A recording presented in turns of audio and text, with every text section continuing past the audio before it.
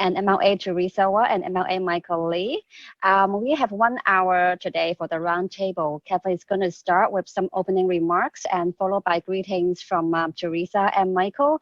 Then we will open the floor for questions. We hope to give each media an opportunity for at least one question and a follow-up. And with time allows, we'll go to another round. And for those with questions, please feel free to send me a message in the chat function or press the raise hand function or simply put your hand up. So now without further ado, I will turn it over to Kevin. Please go ahead. Kevin, you're on mute. Yep. Thank you very much. It's great to be here, and I'm thrilled to have 1 hour to be able to discuss the budget and our province and the future. So let me start with the budget. I'm a former finance minister, and I think when I look at a budget, I'm sorry? Oh, sorry, I think it's just the delay of the recording in progress. Yes. Please go ahead. Okay, thank you. Function. So when I look at a budget as a former finance minister, one of the things I look at is what are the trends in the budget? Where, because a budget is one document at one moment in time. But what you want to see is what are the trends, because that will tell us something about where the government is heading. What is most concerning to me about this budget is it's very much what I call a tax and spend budget. It introduces more new taxes and it really ramps up spending. So that if you look at the budget, you will see that the rate of spending growth is more than twice as much as the rate in revenue growth. That should be a source of concern for the public. The other thing we see is that the level of debt is going to more than double over the next few years to over $100 billion, the highest it's ever been in the history of the province. So that's from a trend point of view, I think that's concerning. From a practical point of view, I think most British Columbians are worried about affordability. Everything is getting more expensive. Rent increases have gone up dramatically in the 5 years that the NDP has been in government. And it's thousands of dollars. And yet, the promise that they made back in 2017 and that they made again in the last election was that they would provide a $400 renter rebate. No renter rebate, once again, in their 6th budget that they brought forward. And it's not just rent increases, it's housing affordability. Housing prices are the highest they've ever been in the history of the province. We look at gasoline prices.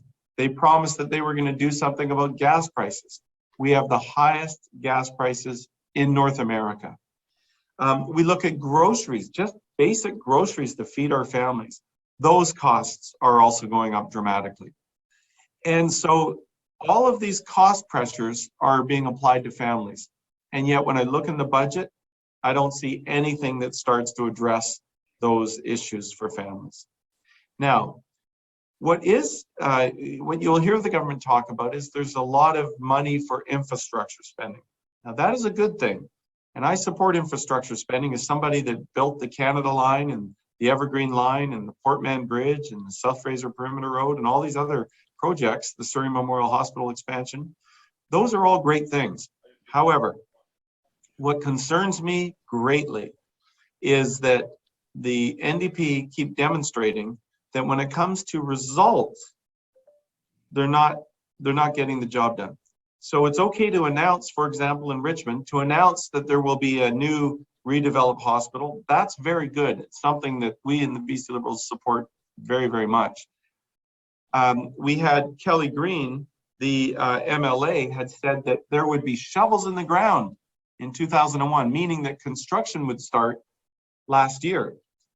But when we look at the budget, what it shows is that this hospital redevelopment won't be completed until 2031, and there is no money in the budget this year at all for that for the Richmond General Hospital. Even the Surrey Hospital that they're promising and have promised for 5 years, at least it had $2 million of planning money in the budget. That is totally insufficient, I should tell you, for someone that has built hospitals and built lots of infrastructure. That's very insufficient. That means that effectively there's nothing happening. but at least they put something in the budget. There's nothing for the Richmond General Hospital. I think that's important for everyone to know. And this is a part of a trend that concerns me, is the promises that are made and the money that is announced is a good thing, but that what happens actually on the ground that could improve people's lives, there's a big disconnect, because their inability to make these projects happen and get started and get built is becoming increasingly apparent.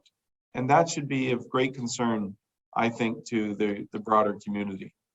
The Massey Tunnel expansion is just one example where we could have had a 10-lane bridge opening this summer. A 10-lane bridge that would have relieved traffic tremendously, would have added 4 new lanes in each direction for commuter traffic, plus 2 dedicated lanes for buses. And it was designed to allow rapid transit, so we could expand rapid transit from the Bridgeport SkyTrain station all the way into South Surrey.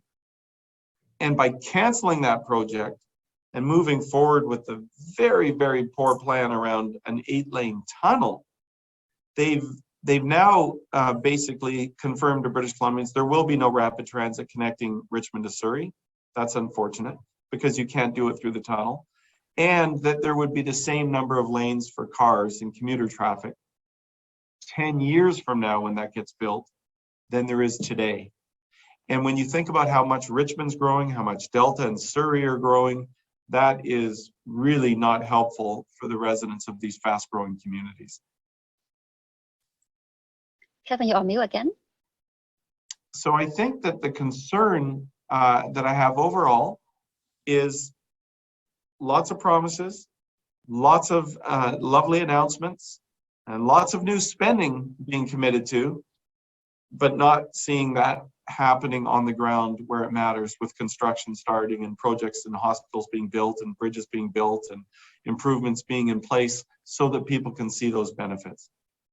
And by the way, those results matter in everything government does. They matter in childcare. You know that in 2017, the government promised $10 a day daycare.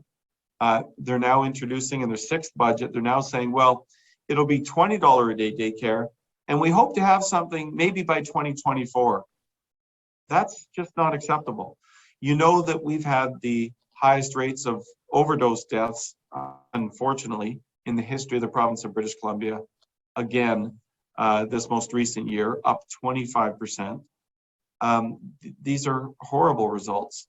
And yet you don't see any change in what they are doing for those that are dealing with homelessness and drug addiction issues, except to say we want to hand out free drugs, as if that is going to solve the problem. And our solution is no, we need to have drug recovery programs to make sure we get people off of their drug addiction so that they can be contributing members of society again. You can't just focus exclusively on saying we want to provide safe, free drugs to people. That is not a solution, and that is why so many doctors are very reluctant to say we should go down that path of just exclusively voting, going down the path of exclusively providing safe drugs, as if that is going to solve a much more complex problem. We have to help people get off of their drug addictions. And there's very little in there for recovery programs, which is, I think, unfortunate. So I will, I think, stop there, because I want to give an opportunity for others to have their say. And certainly I will add one more thing that I think is very important in the community. You know that Teresa and Michael have been working very hard over the years to support the Chinatown Museum, which is such a wonderful, wonderful project. And I was very happy to see the government announce just a couple of weeks ago that they would be committing $27.5 million towards that new Chinatown Museum. And I also want to commend Bob Rennie, who they bought the building off of that will become the new museum, for saying that he will contribute over $7 million of the proceeds back as a contribution towards the museum. I think that's something very encouraging. However, I have to tell you again, as a finance minister, of course, I went to look in the budget to see if the dollars were in the budget for the Chinatown Museum, and I'm sorry to have to tell you that there were no dollars put aside for the museum. And so this again suggests to me that there's a gap between the promises made and the actual delivery of those promises. And that's something that I think should provide some concern. So with that, I'd like to turn it over. Siang, I'm not sure if Michael and Teresa get an opportunity to say a few words, but I'm happy to, after they say something, to open it up to any questions. Thank you very much. Thanks, Kevin. Teresa, Michael, would you like to say a few words? Teresa?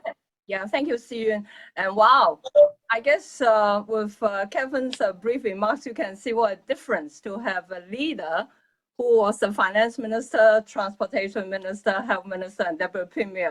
So I can, first of all, I'd like to thank all of you for coming for this roundtable. And I also want to thank each and every one of you. Some of you here are news directors, some are editors, some are reporters, some are commentators, for providing timely and verified information during the pandemic to the Chinese-speaking community so that the community can remain safe and happy. For that, coming from this industry, from the Chinese language media, I'm really grateful for that, and thank you for setting such a good example. And I just want to let you know that I'm so excited with Kevin being the leader, because even before he was elected as a leader, I was talking to him and he told me that if he got elected, and now he's elected, he would be committed to having a more in-depth and regular dialogue with the Chinese media so that you understand what BC Liberals stand for, what his vision is for British Columbia, so that the right information will be conveyed to the Chinese community through all of you, and instead of getting all the propaganda from the NTP government. So I'm glad, and I thank you, Kevin, for taking the time to talk to the Chinese media the day after the budget. For that, I'm grateful. And Michael and I are so excited that I'm sure Kevin will have an ongoing dialogue with all of you. Thank you. Thanks, Teresa. Michael, would you like to say a few words? Just to wish everyone a very joyful time here in terms of how we can go forward. There's a lot more work to be done, and under Kevin's leadership, we have a very important opportunity, both as the BC Liberal Party, official opposition here in Victoria, as well as how we move forward. The budget is an important opportunity, as Kevin just outlined, in terms of how we hold the government to account, but also, you know, where we as taxpayers are not getting the results from this government. And so I think that there are very important questions that you're all reporting on and you're conveying to your readers and your viewers. This is a very important time for Kevin and our leadership for this caucus going forward, that we all are working very strong together in the community to take advantage of the opportunities that are present themselves with this NDP government. They are failing British Columbians, and there's a lot more that we can be doing. And I'm hoping that through your media channels, we can continue to get that message out on a very regular basis. I know that Teresa has been so strong for many years, as you know, in the community for previous leaders of our caucus. And I know that you'll continue to follow her lead in terms of getting good media coverage out for Kevin and the rest of the team. So thanks again for all your efforts. Thanks, everyone. We will now go to questions. Just a reminder, if you have a question, please use the chat function to message me, or use the raise hand function, or just put your hands up. So the first question, let's go to Mandy from Fairchild Radio. Mandy, please go ahead. Hi. Hello, Kevin, Teresa, and Michael. Thank you for inviting us for this roundtable, and it's such a great opportunity to talk to you guys. So I have a question for Kevin. Yesterday, the budget, there seems a lack of support for small business. So in your opinion, what do you think that the government should do more to help those small business? Thank you. An excellent question, Mandy, particularly because we know that the Chinese are one of the most entrepreneurial communities in British Columbia. So much of the small business success that we've seen in BC has been a result of the entrepreneurship and the ingenuity of the Chinese community. And there is nothing and it's not just me saying this, the Canadian Federation for Independent Business, which supports the small business community, the Business Council, which supports larger businesses, and even the Vancouver Board of Trade, all have come out in the BC Chamber of Commerce and said there's nothing in here for small business. And there isn't. And what concerns me, Mandy, is that small business has gone through the hardest time you could possibly imagine over the last 2 years during this pandemic.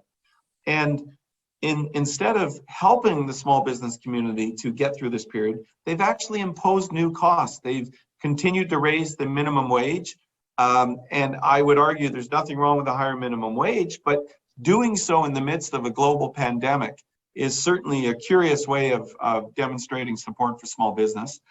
You can see that they've added 5 paid sick days as a new requirement onto small business at the worst possible time. Again, I support the idea of 5 paid sick days, but government should be picking up that cost while the small business community is trying to recover from a global pandemic.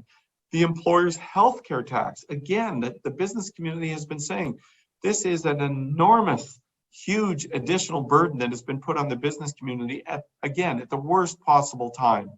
And so, all through this pandemic, I've been very, very concerned about the total lack of support for the small business community. And I think the reason is this. It's not because I think the NDP probably at some part of them understands that we should be helping business, but none of them come from that kind of a business background. And because of that, they don't even understand how they can help the business community. They came out with a grant program, as you know, that was very small grants, $1,000 to $10,000, but the application process was 35 pages of complexity that was so frustrating for the small business community, they weren't even bothering to apply for it. So if you can imagine, we had a government saying we've got $300 million of free money, and people literally were not even coming to take the free money. They made it so hard.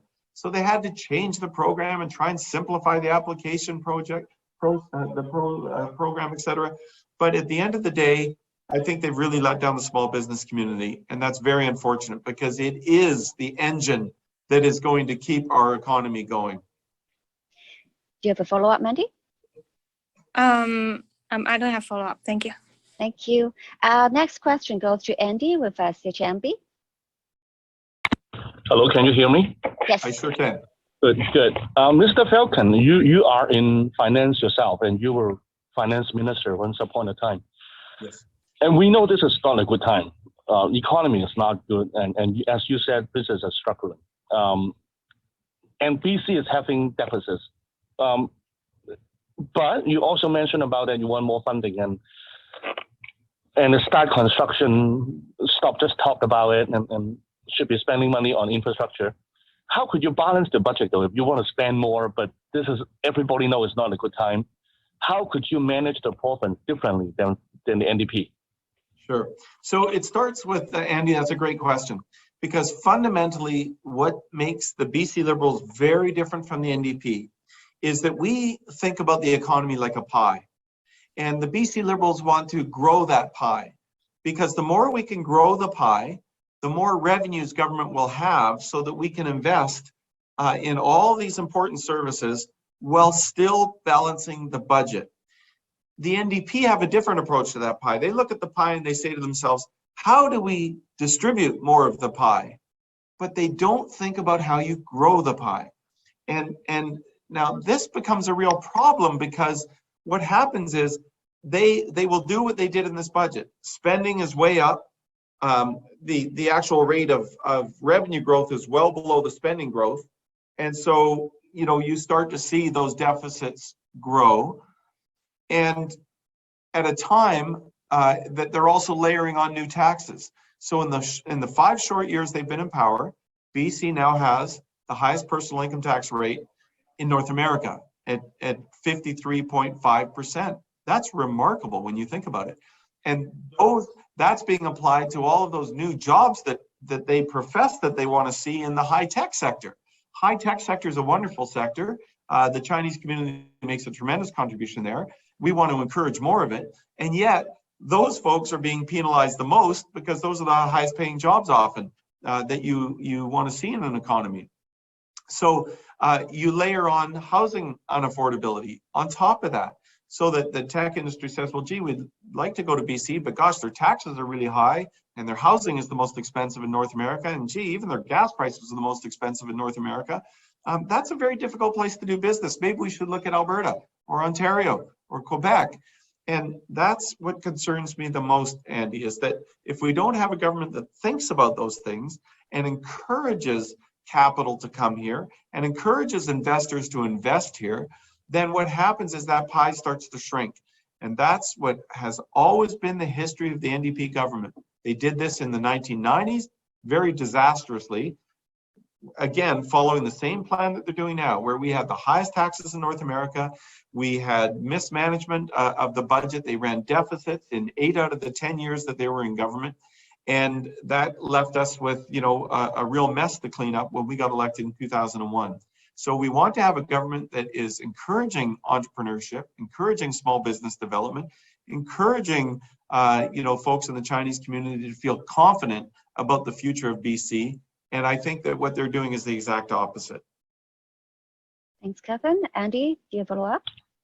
Yes, I have a follow-up question, but it's not related to the first question though. You currently live in North Van, right? So are you going to move down to Cochina? Because you probably have to run in the riding. Do you plan to come down to Vancouver?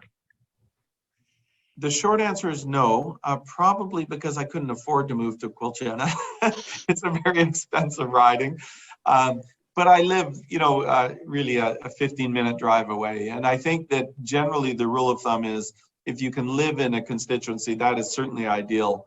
But I think that in this case, you know, living anywhere in the Lower Mainland, I think is certainly satisfactory enough for the folks in Quilchena, knowing that I'm a short 15-minute drive away. And I am very, very familiar with the issues affecting Vancouver and the Metro Vancouver area. Having been born and raised in this area my entire life, I know the issues probably better than most. And I think that that will be satisfactory for the voters in Quilchena. I'm quite certain about that. Thanks, Kevin. Thanks, Andy. The next question goes to Todd with Fairchild TV. Oh, thank you. So first of all, congratulations, Kevin, have this leadership. And my first question is follow up to Andy's question as well. Are you looking forward that the by-election, the result will coming out to will be the MLA represent Cochina? Thank you. Thank you. Thank you so much, Todd. I'm really looking forward to it because, you know, Andrew Wilkinson very generously, you know, resigned his seat to create that opportunity for a by-election, like a little mini election in that riding of Vancouver-Quilchena. And I look forward to running as the BC Liberal candidate in the Vancouver-Quilchena by-election, whenever the Premier decides to call that. The Premier has up to 6 months in which to call that by-election. My hope is that he calls it sooner rather than later, because I would very much like to be in the legislature, holding the government to account and asking them a lot of tough questions, frankly, about this budget and the impact it's going to have on the province, especially economically. I'm very, very concerned about the tax and spend approach that the NDP is taking, almost as if you know, they believe that deficits don't matter and doubling the debt doesn't matter and that they can just spend madly as a government. And I'm really concerned about that because I am running for office because of, I think about my little girls who are 12 and 9, and I think about your kids and your grandchildren, whatever the case may be. I am very much running to make sure that we have leadership that's thinking about that generation, and that we are making good decisions that will benefit British Columbians in the long term so that our children and our grandchildren can have the confidence of knowing that they've got a leader, a premier, and a government that is thinking about making sure that they have affordable homes that they can actually have a realistic chance of buying, that they know that they've got a government that thinks about the levels of taxation and knows that taking more than 50% out of someone's wallet is really very unfair. It doesn't reward the initiative and the hard work that we want to try and encourage in this province of British Columbia. And so everything this government is doing will have long-term damaging impacts, I believe, on economic growth in BC, and that's not good. Okay. One follow-up regarding the budget. I mean, they have a deficit. I mean, totally about 10 billion next 2 years. So does that concern you? Another question regarding the Liberal, if you are in power right now, what you want to do and which direction you will go? Well, look, I just think it's important to think about government and not make it overly complex. Think about it like British Columbians think about their family budget. When they think about their family budget, they generally try to make sure that, you know, the money they spend isn't above and beyond the money they earn. And, you know, that should be the same philosophy that informs us when we're in government, because at the end of the day, it's not government money, it's your money. It's the residents of Richmond and Surrey and Delta and throughout the Lower Mainland and throughout this province. They send their money to Victoria, and we have an obligation, I believe, to be responsible in how we spend that money. Now, part of that responsibility when we were in government, we said, for example, that if the government runs a deficit, then the ministers in government should take a 10% pay cut to reflect the importance that we attach to responsibility, our responsibility to you. What is interesting about this budget is the NDP very quietly removed that provision and said, going forward, we no longer need to take that reduction in the 10% reduction in our cabinet stipend that they're paid. And over the next few years, that's going to mean they're giving themselves almost a $20,000 increase that they frankly shouldn't be getting. At the same time that they're asking British Columbians to say, you need to manage dealing with the increase in grocery bills and the gas bills and housing unaffordability and all these other pressures. They're saying to British Columbians, there's nothing in this budget for you on those things. And yet we're going to allow ourselves to, you know, remove this discipline that our government brought in place to ensure that we had a cabinet that thought about taxpayers. And I think that's unfortunate. Okay. Thank you. Thank you. Thanks, Todd. The next question goes to Abby with Singtel. Oh, hi, Mr. Falcon, Teresa, and Michael. Thank you so much for giving us this chance. My question is about the affordability. We all know that the housing prices and also like groceries, gasolines, or the prices are increasing a lot. So, but I think the inflation and also the housing problems is not like only happen in BC. It's also like a global problem. So I just wonder if Liberal have better strategies or what your strategies is to solve this problem. Thank you.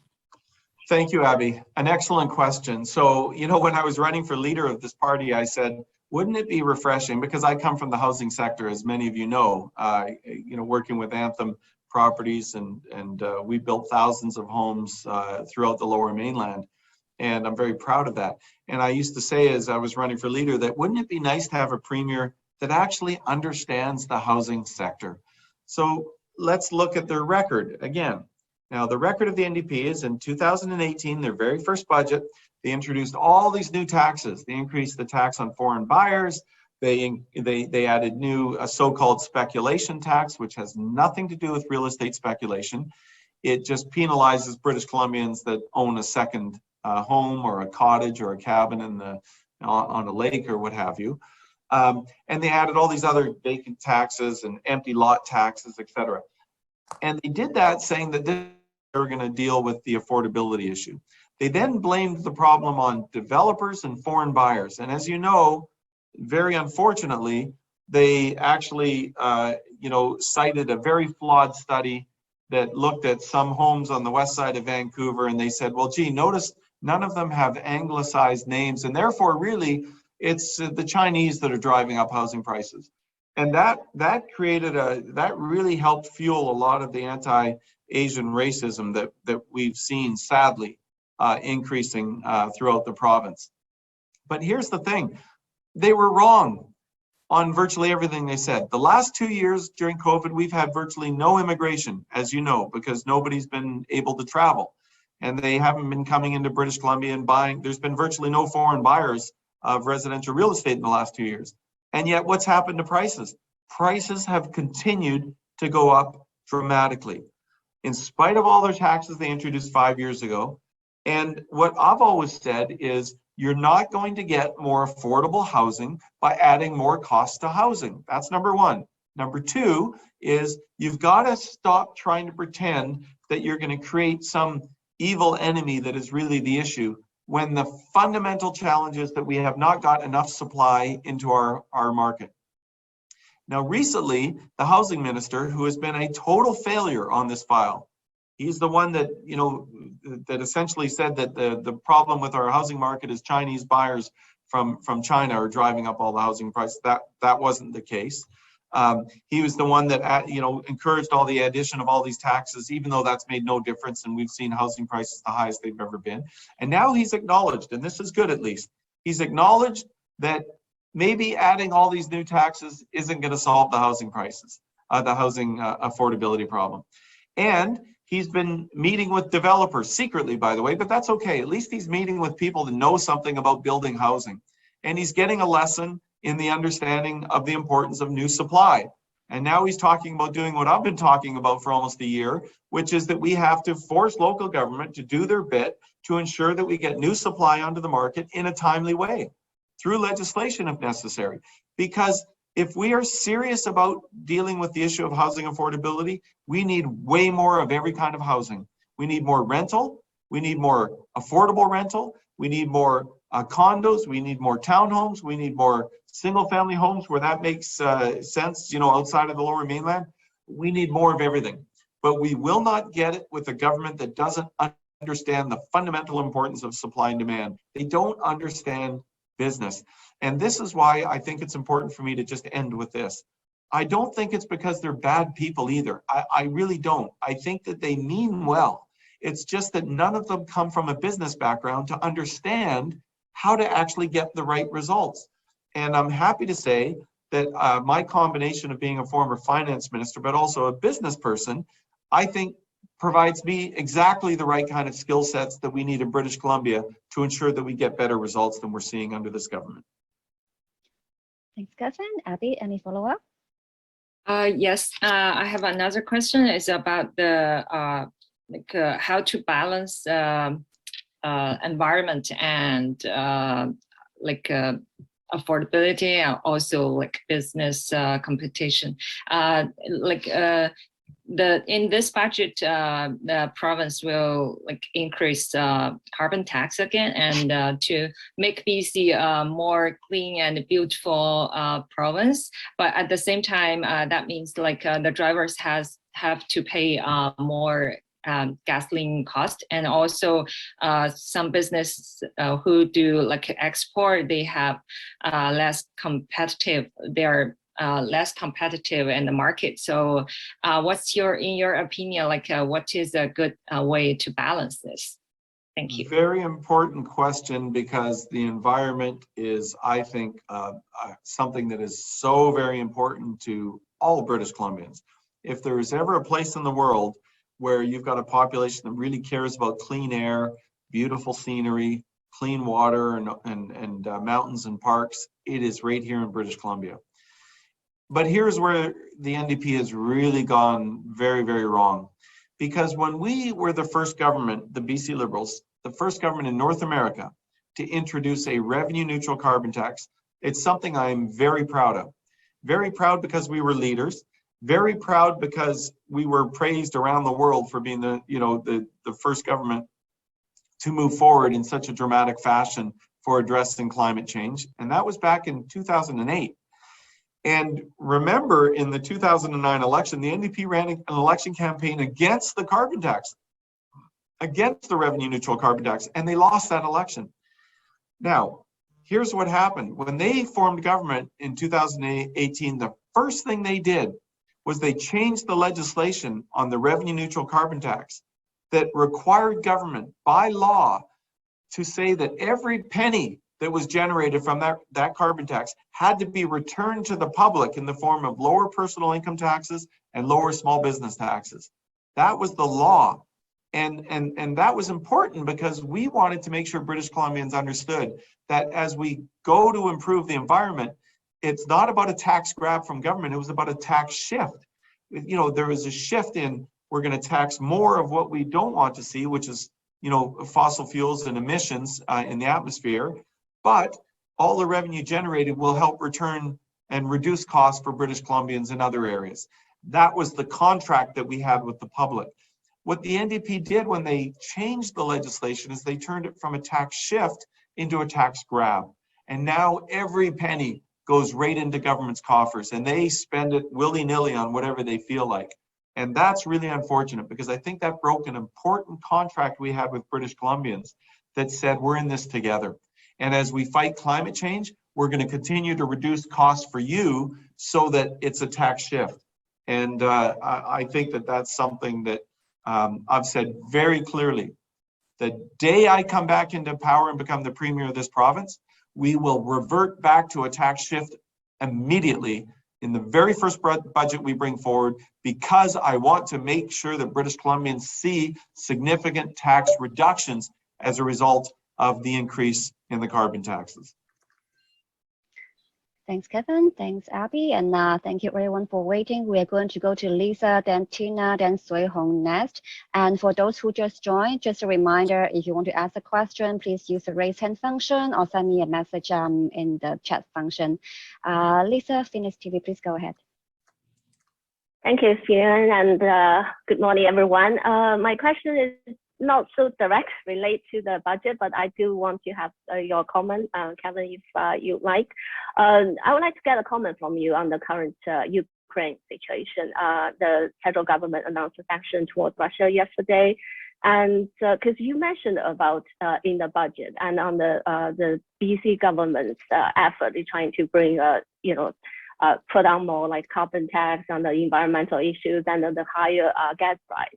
So given BC has one of the largest oil reserve and natural gas reserve in the world, and given what's going on right now on the international world, do you believe this Ukraine crisis might offer BC an opportunity in terms of trying to sell more gas and more natural gas to the international counterparts?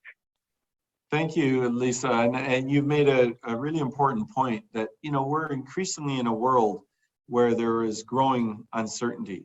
The Ukrainian crisis is an awful throwback to a time that, most of us have forgotten about, when there used to be, wars in Europe. And it is very concerning. And typically what happens in an era of uncertainty like that is that you will see commodity prices increase, whether it's gold, whether it's oil and gas, whatever the case may be. So yes, there is a benefit to British Columbia from that kind of uncertainty. It's not the way I would like to see us benefit, to be honest. I'd rather have peace in the world where we don't have to see, a run up in commodity prices because of the concern people have about wars, etc.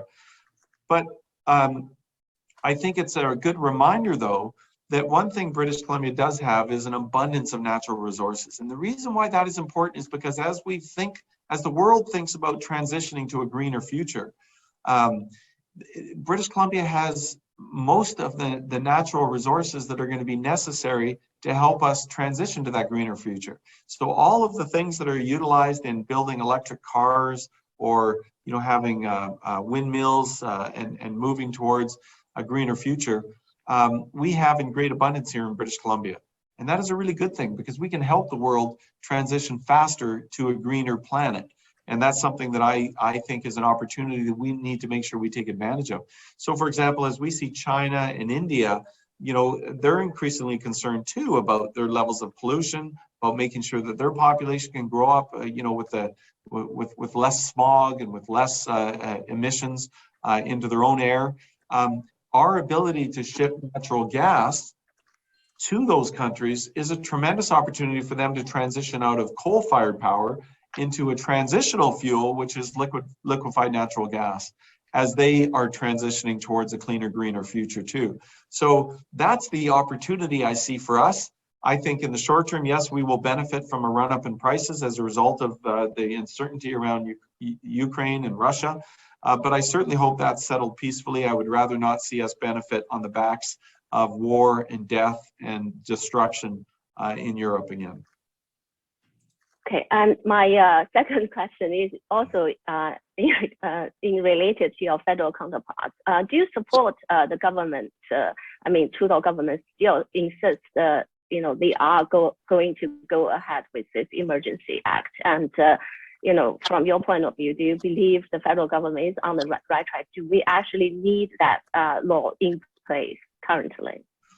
Lisa, are we referring to the emergency act that is in place with respect to the truckers? Yes. Yes. Yes. Look, Yes. Look, I leave those decisions up to the federal government. I do think it's important to point out that the BC Liberals and the federal Liberal Party are two distinct, separate parties. So we're not connected that way.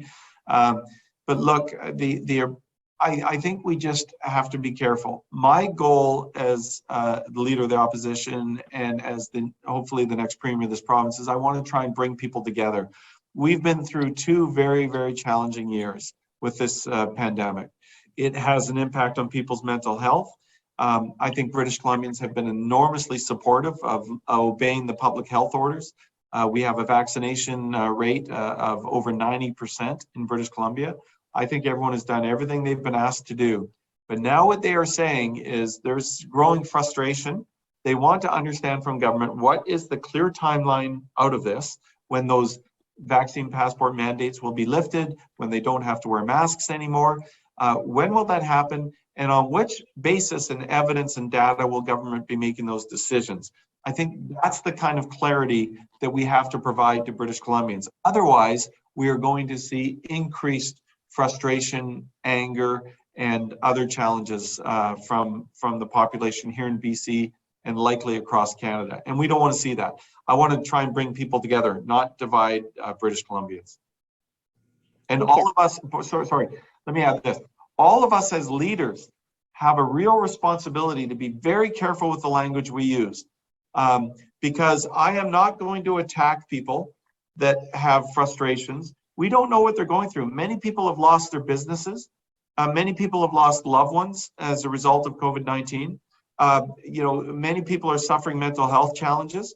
We have to be very, very careful as leaders, not to be judgmental, not to be critical, but to try and think about how we can bring people together. I think that's one of the most important roles of a leader. Thank you. Thank you. Lisa, the next one, Tina with Omni TV. Thank you, Siyun. Hi, Kevin. Hi, everyone.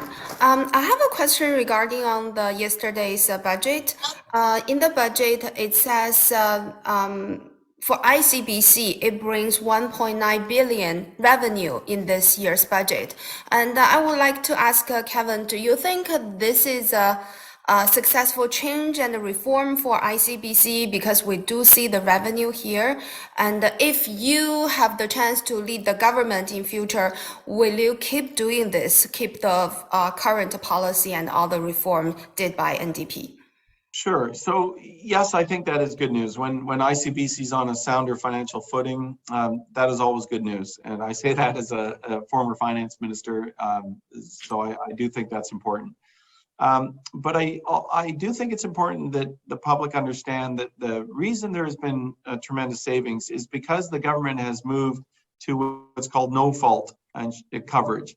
And I think that British Columbians need to understand the trade-off that was made there. The trade-off is that you no longer, if you're a young entrepreneur earning really good money, heading into the best earning years of your life, and you get into a really serious accident, you will no longer be able to sue for the kind of damages that would make up the potential income loss that you're going to receive for the rest of your life, that you are going to no longer get for the rest of your life. And in return, you're going to have a system where the government says, well, it's just like the Workers' Compensation Board. You're going to get, this much per month for the rest of your life. And don't worry, government's going to look after you. But it's going to be very, very different from the approach that they were able to take before. I think a lot of the public doesn't fully realize what that trade-off is, to be honest, Tina. I think as they become more aware of it, their feeling about some of the short-term benefits that they've received may change. I don't know, but it may.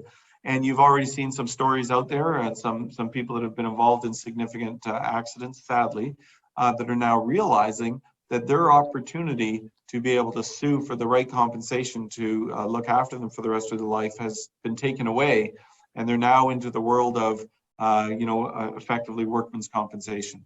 So, but look, I think the fact that ICBC is on sounder financial footing is a good thing. I want to be clear about that. Hey, I have a follow-up question regarding on the taxes, and thank you for your comment on the carbon tax. I think it's Abby's question, but I would like to see if, let's see, if you lead the government, do you have any plan to cut the tax, as you mentioned, the luxury car tax, luxury housing tax, and those spectacular tax? Do you have any plan to cut those? Sure. So, again, I'm a former finance minister and a deputy premier, so I'm always very careful about any commitments I would make, and I'm certainly not going to make commitments 2 years before. Hopefully we will form government, and once we form government, then you really have to take a look at the financial books, because they can hide a lot of costs and expenses. We discovered this last time, with the NDP, where they pretended to sign contracts with the public service that sounded like it was 0.002%. But when you actually added up all the benefit costs, et cetera, it turned out to be, 12, and 12%, right? Increases. So we have to be very cautious. What I will say is this, though. This is where our record becomes really, really important to remember. In 2001, after inheriting government, we formed government, the largest mandate in the history of the province of British Columbia, after 10 years of NDP, because the public was so fed up with the NDP incompetence on managing the economy, on raising taxes, doubling the debt, fast ferries, all these kind of problems, that they elected us as a government. Our very first day in the legislature, we reduced personal income taxes 25% right across the board for British Columbians. And we did that because we wanted to send an important message that we are a government that believes that lower taxes are better than higher taxes, and responsible spending should be the most important role of government. Not just spending like in this budget where it's tax, spend, and they're just wildly spending money to the point where they're doubling the debt in a few short years. That's not responsible, and you can't continue to do that without having, British Columbians are going to have to pay a lot more to help pay for all of those expenses. And so I think the philosophy of government is really important. Our philosophy is lower taxes are better than higher taxes, and responsible spending is important, and that building projects is important too, but building them on schedule and on budget is really important. That's something that this government has demonstrated they cannot do. There is not a project that they've been involved with yet that has not gone over budget, and in many cases they've had to reduce the scope of the project just to stop the overruns from being so massive. That's not the kind of record that British Columbians deserve when they send their hard-earned taxpayer dollars to Victoria. Okay, thank you. Thank you. Thanks, Captain Tina. The next question goes to Sui Hong with Rice Weekly. Sui Hong, you're on mute.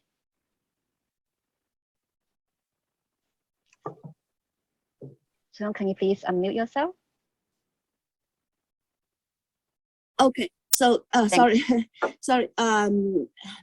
Mr. Falcon, my congratulations to you on being elected as the leader of the BC Liberal Party. So my first question is, that BC is quite behind in dropping the vaccine mandates. So as opposition, what are you going to do? Are you going to sort of ask the BC NDP government in what signs do they have in lessening the mandates? Yes, very much so, and I've already done that. So when the NDP government said that they were going to remove the crowd restrictions, which is a good thing, they said we're going to maintain the masking and the vaccine passports, and we will review it in mid-March and then again in April. And what I said to the government is the public no longer, I believe, based on all the people I've talked to and crisscrossing this province, is no longer of the mind that they just want to take this trust me attitude that the government seems to have adopted. What they want to see is a clear timeline and an understanding. When will we be removing these remaining restrictions? And on what basis will you be making that decision? So if you're not going to remove them, what is the science and the data that you are using to say that it should remain in place? That is what has been missing. And the problem is, remember, this is an NDP government that the National Association of Journalists across Canada have given the award for the most secretive government in Canada, okay? And unfortunately, their secretiveness has also been evidenced throughout this global pandemic, because so many times we have had to try to fight to find out information. Parents have had to set up their own Facebook pages to find out, what outbreaks are happening in the schools because government wasn't sharing that information. They seem to have a real problem just being transparent. And the problem is, when you try to hide information, it increases distrust in government. And that is never a good thing. And so I have been very clear that I believe, on behalf of British Columbians, they want to see evidence and data before government makes a decision to say, well, we're going to leave remaining restrictions in place. That's not good enough anymore. Just trust me is not going to be good enough. So we will be watching very carefully in mid-March when they come forward and do their analysis. I'll just give you one example. They've said that nightclubs can now be open. And so young people, thankfully, are able to go to nightclubs and dance and have fun. But if you look at those nightclubs, there's no one wearing masks, because if you're drinking in a nightclub, you've got a drink in your hand. You're not going to be wearing your mask, taking it off, having a sip, putting it up and dancing. People just don't do that. And even if they did, what is the evidence that that is going to protect you, even wearing a mask and dancing and with all these people? What is the evidence that says that that's not going to, or that's going to contain Omicron? Because we've already heard that the evidence is that regular masks do very little to protect from Omicron, right? Unless it's an N95 mask. And so, I get people coming to me and asking me these questions, and I don't have good answers because I'm not getting those answers from the province. And that's an example that I hear from, that people want to know. If you're going to ask them to maintain these restrictions in place, please provide the science, as you say, and the data to justify that decision. Thank you. So my second question is, a few days ago, the coastal gaslink pipeline project was attacked near Houston, BC. So, but as we all know, that the energy sector is instrumental to BC economy. So if you are the premier, so how would you deal with the relationship between the natural energy development and the interest of the indigenous people? So this is really, really important to understand. If there's one thing you need to know about Kevin Falcon, it's that he believes very, very strongly in the rule of law. And what that means is that I defend people's right to protest. It is an absolute fundamental right that we have in our country, and we can be very proud of.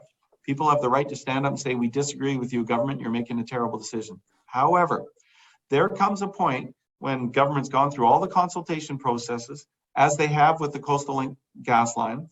They've got 21 First Nations up and down that corridor that have agreed that this is a good thing.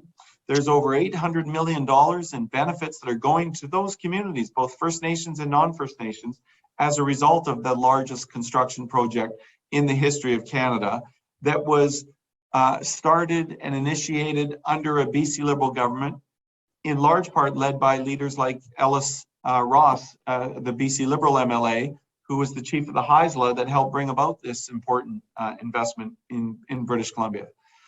And yet there are some people out there, I call them domestic terrorists, that believe that they can ignore the consultations, they can ignore the fact that all the permits are in place, they can ignore the Supreme Court, which has said repeatedly that this project has all of the approvals in place and is allowed to proceed, and think that they could use violence to terrorize workers at that site and try and use that to stop this project.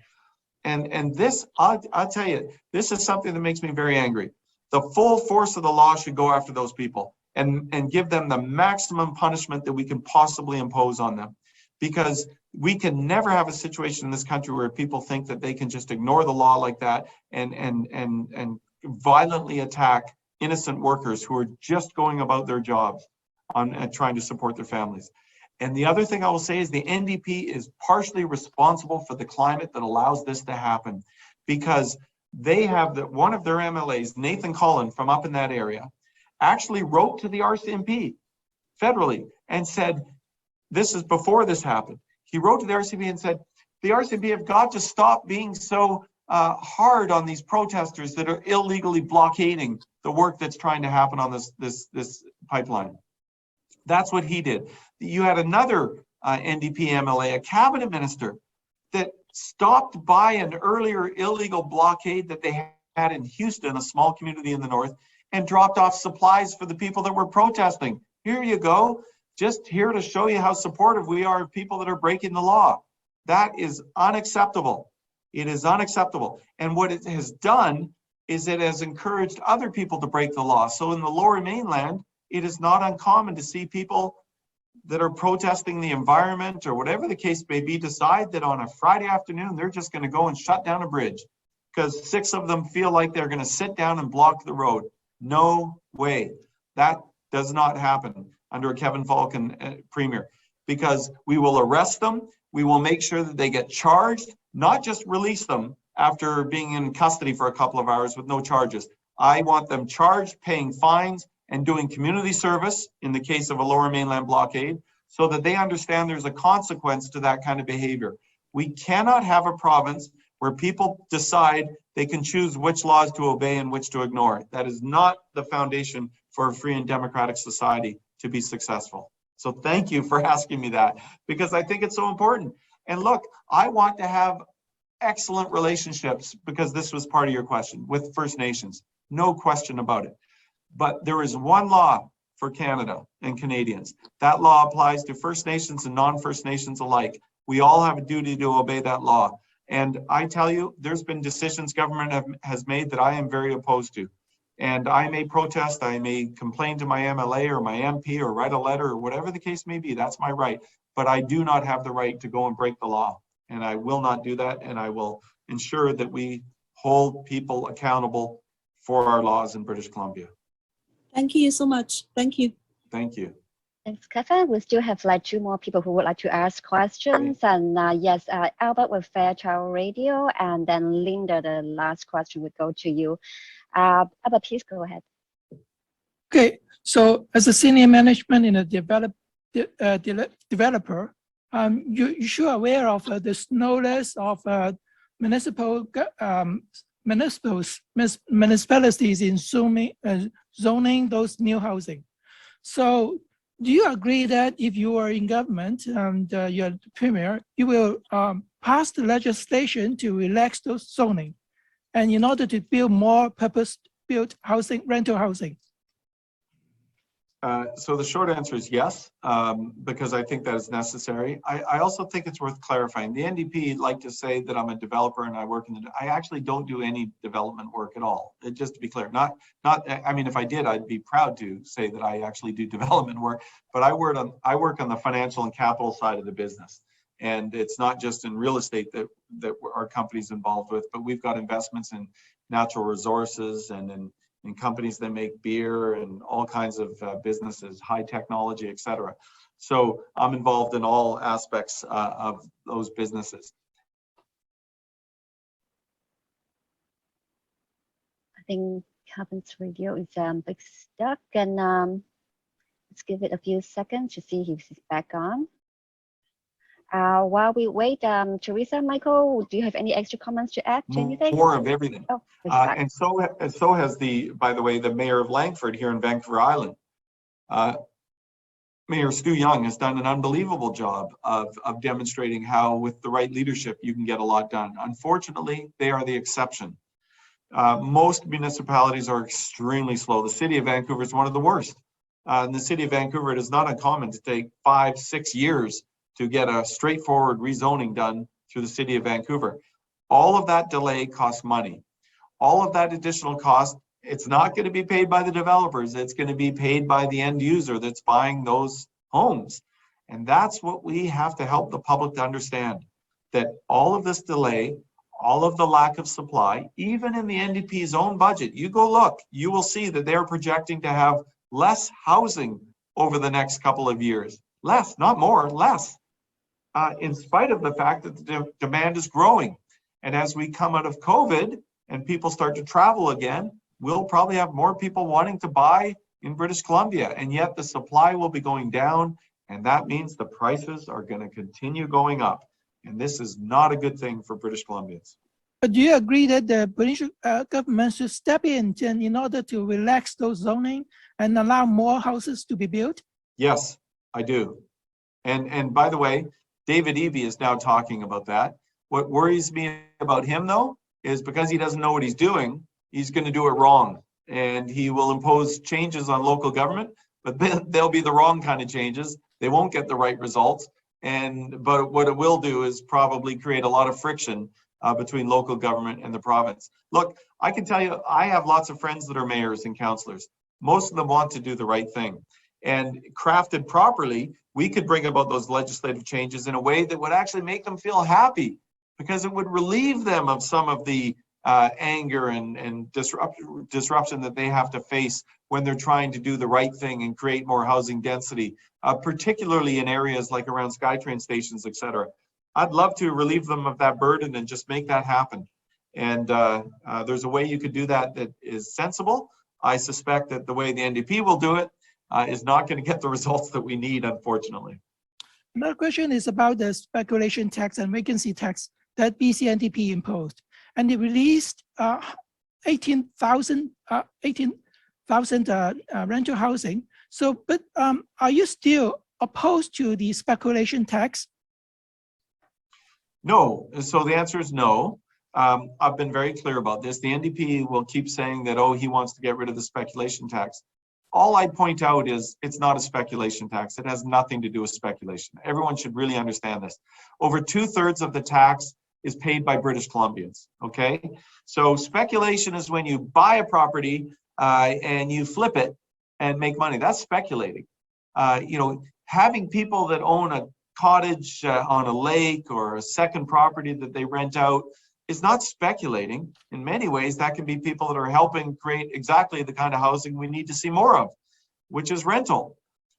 So I'm not gonna play the NDP game of saying that, oh, I'm gonna get rid of the speculation tax. What I have said is I'm gonna look at all of the costs that local government and the provincial government impose on housing, because that is a big barrier to young people getting into housing. Look, the NDP are the biggest beneficiaries of this inflationary explosion that we've seen in the cost of housing. They're the biggest beneficiary. Go look at the budget, you will see that the amount of money they receive from just the property transfer tax, which you have to pay when you buy or sell a property, that has more than doubled in the last few years to over $3.2 billion.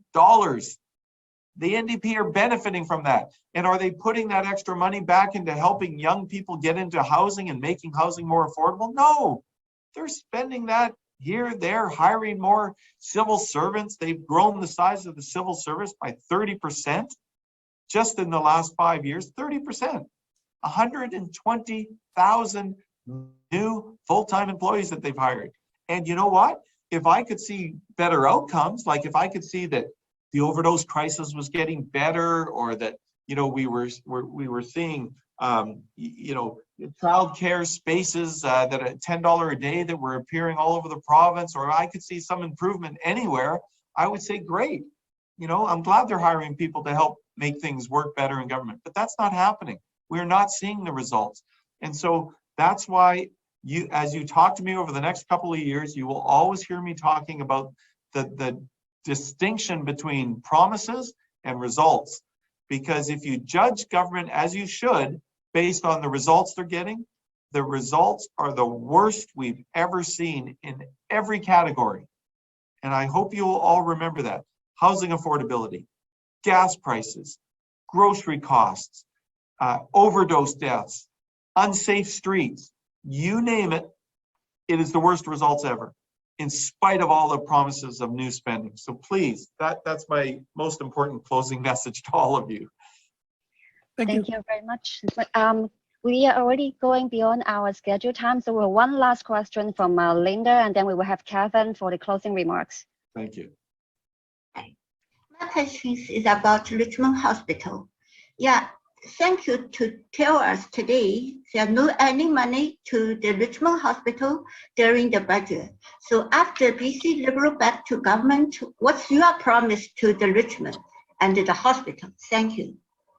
Thank you. My promise is we will move quickly to get that hospital redeveloped and under construction right away. If there's one thing I am known for, it is about getting big projects built. You can say what you want about Kevin Falcon. You cannot say that he did not get big projects built while he was in government. And I can tell you, I did the $500 million expansion of the Surrey Memorial Hospital. I did the expansion up in Kamloops of the Royal Inland Hospital. I helped build the cancer center in Prince George. I am all about healthcare investment. It is very, very important. But the problem with the NDP is they make these wonderful promises. And as I said, even the Richmond MLA, Kelly Green, said that there would be shovels in the ground last year. Okay, they're now talking about that being open in 2031. But I don't have any confidence in that either, to be honest with you, because there's no money in the budget. So unless I see, I'm a finance minister, former finance minister, unless I see the dollars in the budget, it's just an empty promise. And the Richmond residents have to understand this. It is an empty promise until there's dollars in the budget and you can see a pathway to actual construction start. And it is years away. But you should know this, when Kevin Falcon becomes the next premier of this province, we will get started right away. I can move the bureaucracy faster and quicker than any one of those NDP members on their very best day, because I have a track record of doing so. And you've got my commitment that that will get done, and it will get done quickly. Thank you, everyone. That's all the time we have for today. Kevin, is there anything you want to add as a closing remarks? I just want to thank all of you for taking the time to participate in this. I have loved the hour, just over an hour that we've spent together, because I think that an important part of being in government is just being very open and being very transparent with the public. And that means being willing to accept all kinds of questions and all kinds of issues. I don't see that, unfortunately, from the NDP. It's very managed. If they ever come before the media, they decide who gets to ask a question, and maybe you might get one more question, if you're lucky. My approach is, I want to sit down with the media and show respect by saying, you ask me any question you want, and as many as you want. And I look forward to doing this again in the future. I really want to say how much I value having Michael Lee and Teresa Watt working alongside me. Michael and I competed against each other in the leadership race, but we have never competed on the importance of working together for the benefit of British Columbians and for the benefit of all of the Asian community. We are absolutely united in that effort, and we will continue to work hard to make sure that we earn back the trust of voters in the Asian community and the broader community, and ensure that we hold the government to account to make sure that when they make promises, whether it's the Chinese museum or whether it's a hospital, that they should be putting money in the budget to demonstrate that things are actually going to happen. And we will continue to do that on your behalf. But thank you, all of you, for taking the time to sit down with me and to ask excellent questions. I look forward to doing this regularly in the future as we build a better relationship with the Chinese community. Thank you so very much. And by the way, happy Lunar New Year, Year of the Tiger. I'm excited. I think it's going to be a great year, and I wish all the very best to all of you. Thanks, everyone. If you haven't got a chance to ask questions, feel free to contact us. We can schedule future interviews anytime. Thank you so much. Thank you. Thank you. Thank you. Bye. Bye-bye. Thank Bye-bye. you. Thank you. Bye. Bye. Thank you. Bye-bye.